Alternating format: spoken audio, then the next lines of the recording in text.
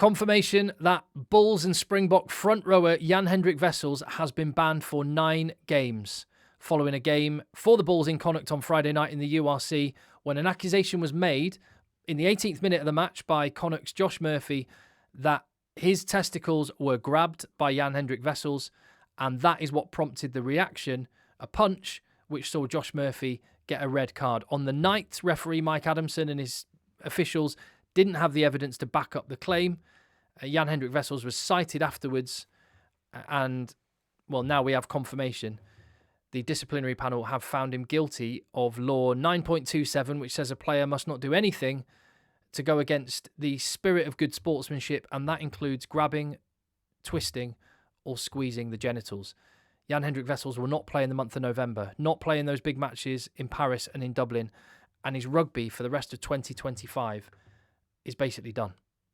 A big blow for the Springboks, but also a huge stain on the record of Jan-Hendrik Wessels.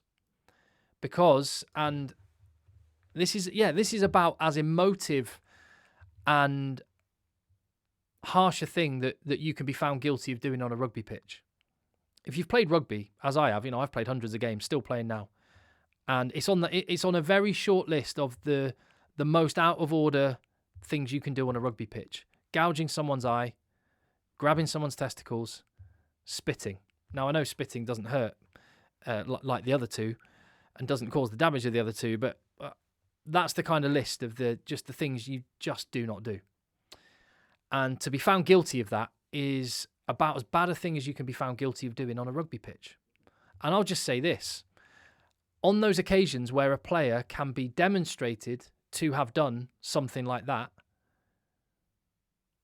they should have the book thrown at them. If Jan-Hendrik Wessels could be demonstrated to have done what he's been found guilty of doing, then I don't think 9 games is enough. I think it should have been more. The big question is, has it been demonstrated that Jan-Hendrik Wessels did what he is accused of doing?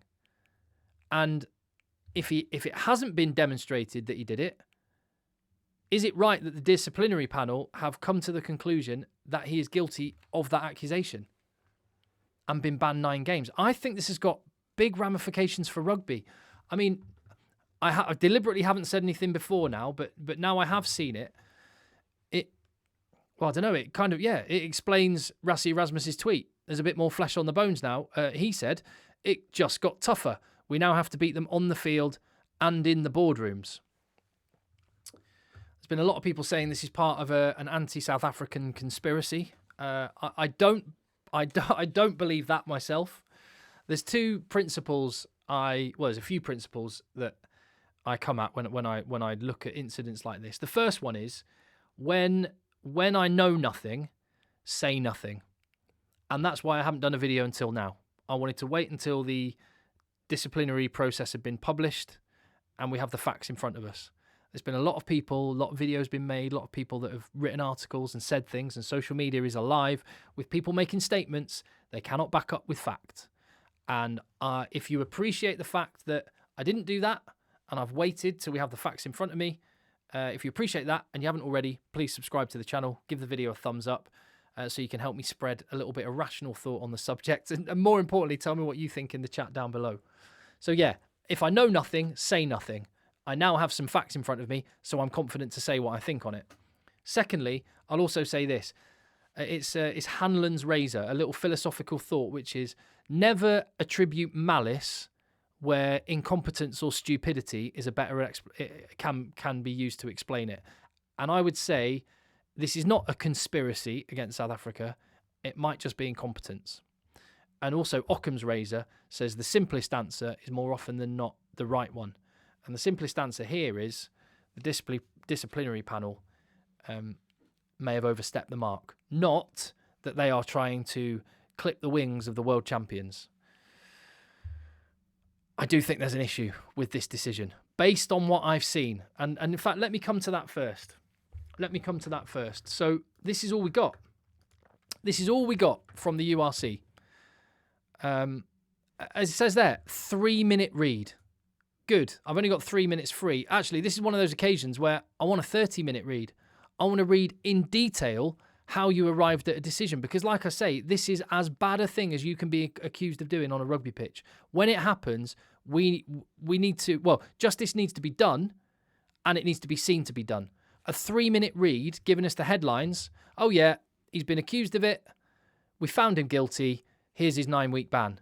Where's the flesh on the bones? And this, I'd say this is a URC problem. This isn't rugby broadly, because actually there's not many things at the minute that I would point to the RFU as being really good about. That they get a lot of things wrong, unfortunately. This is one thing the RFU get right. I mean, a lot of people take the mickey about how long the disciplinary processes take and the biscuits that people take along and all the rest of it. And, oh, he said sorry, so we'll drop the ban by a couple of weeks. But they are transparent about it. Look, here's all of the disciplinary. If you want to go and read what happened, look, Bobby DeVee in Hartbury against Ealing, a red card for tackling a jumper in the air. You can go and see what they said about that. But here's a good example. Luke Cowan-Dickey of Sale Sharks. The whole disciplinary process is there. Once it's announced what the ban is, or in this case, a red card being overturned and no ban being applied, you can go and look at what was said, by who, and you can see the whole process. Now, most people wouldn't bother looking at this. I am one of those nerds that I will actually go and look because I'm a rugby nerd. But look, you see the red card report from the referee. You see the medical report. You see the written submissions from the players, including Tom Willis, the guy that was tackled. You see photographic evidence which backs up the argument. And ultimately, you see the decision. But you see the process of the decision. And even if you ended up disagreeing and going, no, I thought that was a red card. Well, you get to read why an alternative view was come to. All we have is that. Where's the rest of it? Was there more video angles that we didn't see on Friday night on the telly? Was there medical evidence which demonstrated that something had more than likely happened to the genitals of Josh Murphy? Is there any of that? And if so, where is it? Because I'm just assuming that evidence doesn't exist. I don't know. I'm just coming to the conclusion that, well, no, they probably, I don't know. And this is the point. We need to know these things because, again, I keep coming back to it.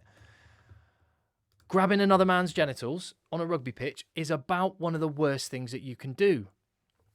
And you cannot find someone guilty of that if they say they didn't do it and there's no evidence to demonstrate that they did do it. Kind of he said, she said.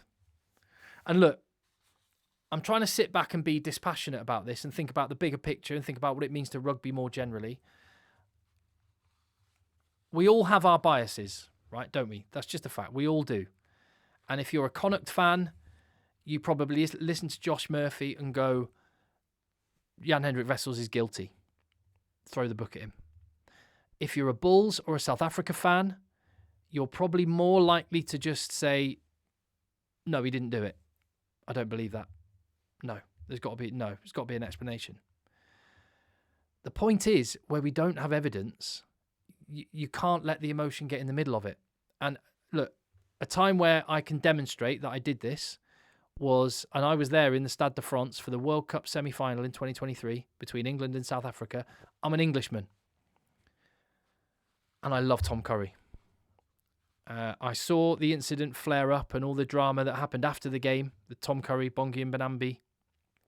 And my reaction, you can go back and look at my videos at the time in the World Cup. Even then, what I said was, well, actually, I said a couple of things. I said, Tom Curry heard what he thought he heard. Tom Curry is a good man and he's a guy of integrity. I also said, Bongi and Banambi said what he says he said.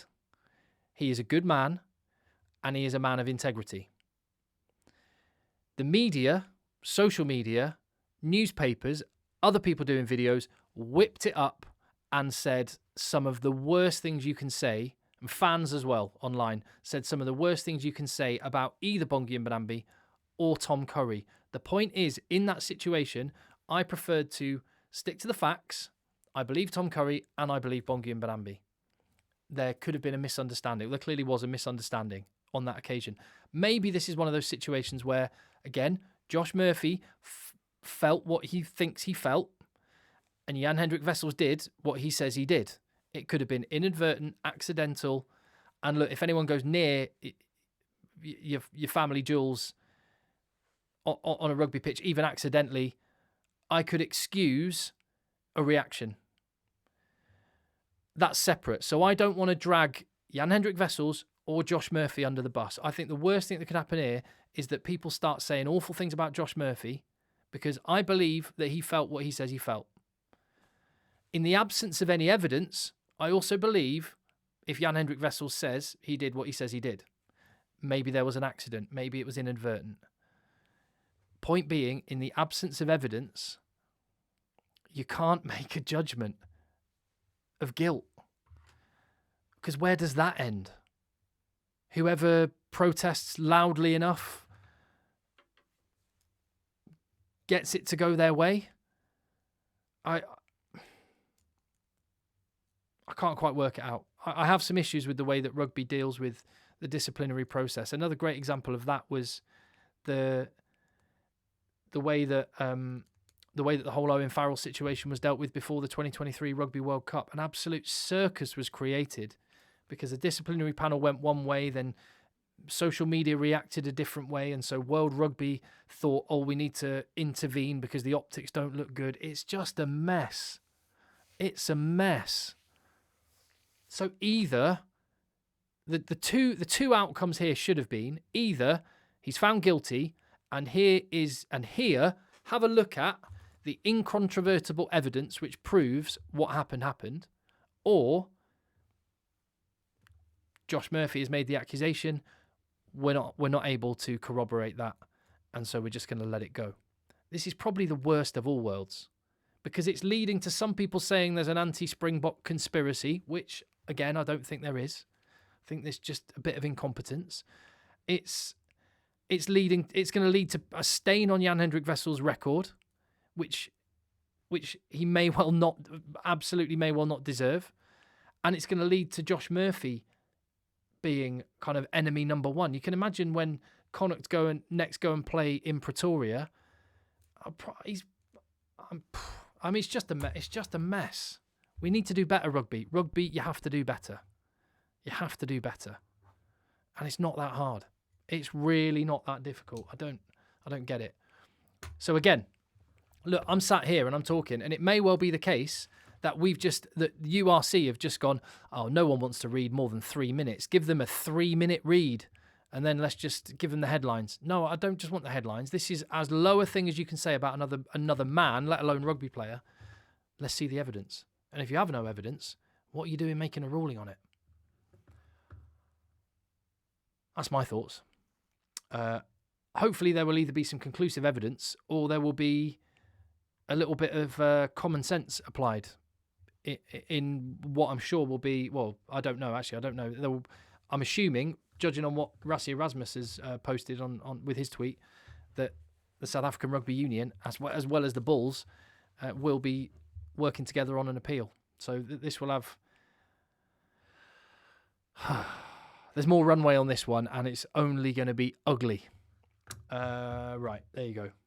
I don't like talking about this. I want to get excited about the November tests. I don't want to talk about all this sort of stuff, but there we go. This is where we are.